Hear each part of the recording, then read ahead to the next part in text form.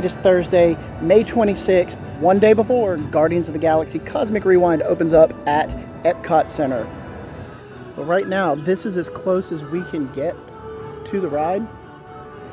Right here, and on the other side, basically all of the spots where you can actually get into the ride, they have people blocking this off, and they have those little topiary walls basically that they use. Right now, they got people standing there making sure you don't go in, but it is amazing how empty it is today.